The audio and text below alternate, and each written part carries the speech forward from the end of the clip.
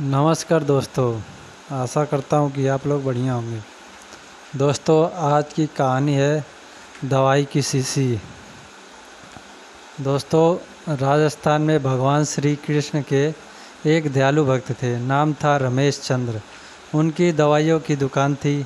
उनकी दुकान में भगवान श्री कृष्ण की एक छोटी सी तस्वीर एक कोने में लगी थी। वे जब दुकान खोलते साफ सफाई के उपरांत हाथ धोकर नित्य भगवान की तस्वीर को साफ करते और बड़ी श्रद्धा से धूप इत्यादि दिखाते। उनका एक पुत्र भी था, राकेश, जो अपनी पढ़ाई पूरी करके उनके ही साथ दुकान पर बैठा करता था। वह भी अपने पिता को ये सब करते हुए देखा करता और चूँकि वह नए ज़माने का पढ़ा लिखा नवयुवक था, लिहाजा अपने पिता को समझाता कि भगवान वगैरह कुछ नहीं होते, सब मन का वहम है। शास्त्र कहते हैं कि सूर्य अपने रथ पर ब्रह्मांड का चक्कर लगाता है, जबकि विज्ञान ने सिद्ध कर दिया कि पृथ्वी सूर्य का चक्कर लगाती है। इस तरह से रोज़ विज्ञान के नए नए उदाहरण देता, यह बताने के लिए कि ईश्वर नहीं है। पिता उसको स्नेह भरी दृष्टि से देखते और मुस्कुरा कर रह जाते। वे इस विषय पर तर्क वितर्क नहीं करना चाहते थे। समय बीतता गया। पिता बूढ़े हो गए थे। शायद वे जान गए थे कि अब उनका अंत समय निकट ही आ गया है। अतः एक दिन अपने बेटे से कहा, बेटा, तुम ईश्वर को मानो या मत मानो, मेरे लिए यह ही बहुत है कि तुम एक मेहनती, दयालु और सच्चे इंसान हो। परंतु क्या तुम मेरा एक कहना मानोगे? बेटे ने कहा, कहिए ना पिताजी, ज़रूर मानूंगा। पिता ने कहा, बेटा, मेरे जाने के बाद एक तो तुम दुकान में रोज़ भगवान की इस तस्वीर को साफ करना, और दूसरा, यदि कभी किसी परेशानी में फंस जाओ तो हाथ जोड़कर श्री कृष्ण से अपनी समस्या कह देना। बस मेरा इतना कहना मान लेना। पुत्र ने स्वीकृति भर दी। कुछ ही दिनों के बाद पिता का देहांत हो गया। समय गुजरता रहा। एक दिन बहुत तेज़ बारिश पड़ रही थी। राकेश दुकान में दिन भर बैठा रहा और ग्राहकी भी कम हुई।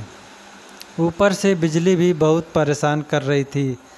तभी अचानक एक लड़का भीगता हुआ तेज़ी से आया और बोला, भैया, ये दवाई चाहिए, मेरी माँ बहुत बीमार है। डॉक्टर ने कहा, ये दवा तुरंत ही 4 चम्मच यदि पिला दी जाए तो ही माँ बच पाएगी। क्या ये दवाई आपके पास है? राकेश ने पर्चा देखकर तुरंत कहा, हाँ, ये है। लड़का बहुत खुश हुआ और कुछ ही समय के लेन देन के उपरांत दवा लेकर चला गया। परंतु ये क्या, लड़के के जाने के थोड़ी ही देर बाद राकेश ने जैसे ही काउंटर पर निगाह मारी तो पसीने के मारे बुरा हाल था, क्योंकि अभी थोड़ी देर पहले ही एक ग्राहक चूहे मारने की दवाई की शीशी वापस करके गया था। लाइट न आने की वजह से राकेश ने शीशी काउंटर पर ही रखी रहने दी कि लाइट आने पर वापस सही जगह पर रख देगा।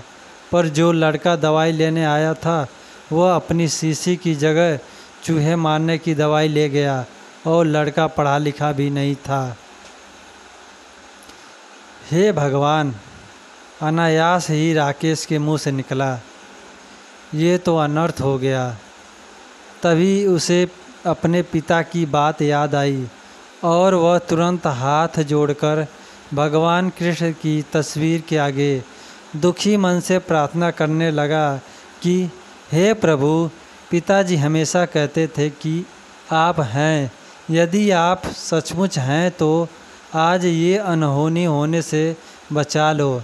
एक माँ को उसके बेटे द्वारा जहर मत पीने दो, प्रभु मत पीने दो। भैया, तभी से ये आवाज़ आई, भैया, कीचड़ की वजह से मैं फिसल गया, दवा की शीशी भी फूट गई, कृपया आप एक दूसरी शीशी दे दीजिए।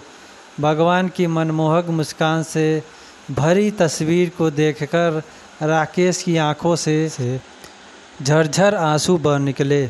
आज उसके भीतर एक विश्वास जाग गया था कि कोई है जो सृष्टि चला रहा है। जिसे कोई खुदा कहता है तो कोई ईश्वर, कोई सर्वव्यापी कहता है तो कोई परमात्मा। प्रेम और भक्ति से भरे हृदय से की गई प्रार्थना कभी अनसुनी नहीं जाती। जय श्री कृष्ण, जय श्री राम। दोस्तों, कहानी अच्छी लगे तो लाइक और सब्सक्राइब ज़रूर करें।